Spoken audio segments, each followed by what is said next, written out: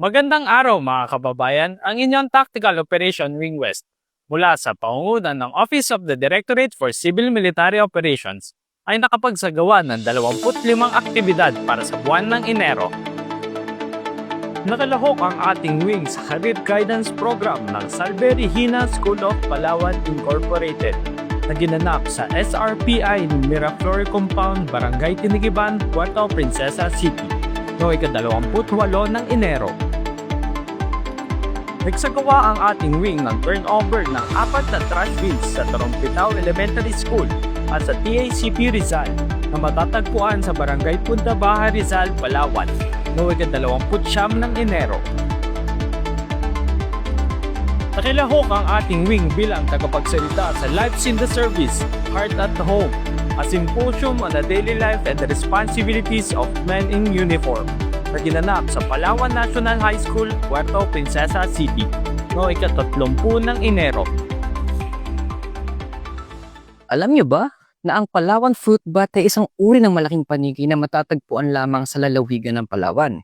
Isa ito sa mahalagang hayop sa kagubatan dahil may malaking papel ito sa pagpapanatili ang balanse ng kalikasan. Ang Palawan fruit bat ay may malaking pakpak na maaaring umabot sa mahigit 1 metro ang lapad kapag nakabuka.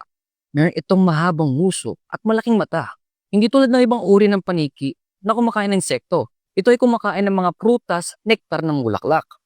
Karaniwang naninirahan ng Palawan fruit bat sa mga kagubatan, lalo na sa mga lugar na maraming puno at prutas. Madalas silang makikita na nakasabit sa mga puno sa araw. Lumilipad sa gabi upang maghanap ng pagkain. Ang mahalaga sa Palawan fruit bat ay tumutulong ito sa pagpapanatili ng balanse ng kalikasan at nagsisilbing patunay na mayamang biodiversity ng Palawan. Ang Palawan fruit bat ay isang mahalagang hayop na dapat paalagaan at protektahan sa kagubatan ng Palawan. Pagpatuloy itong mabuhay at mapanatiling likas na yaman ng bansa, at lagi nating tatandaan na ang yaman ng Palawan at ng West Philippine Sea ay ating pahalagaan at ating ingatan sapagkat atin ito. Kaysa ba? Tara na!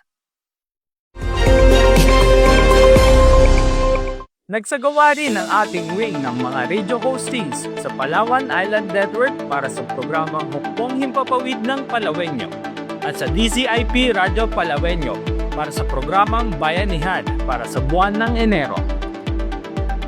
Nagsagawa ang ating wing ng APAP Palawan Program via BTC kasama ang panauhin mula sa Fort Arsen para sa buwan ng Enero. Patuloy pa rin ang pagsasagawa ng ating wing ng Campus Peace and Development Forum para sa mga mag-aaral at lokal na pamahalaan ng barangay sa lalawigan ng Palawan para sa buwan ng Enero.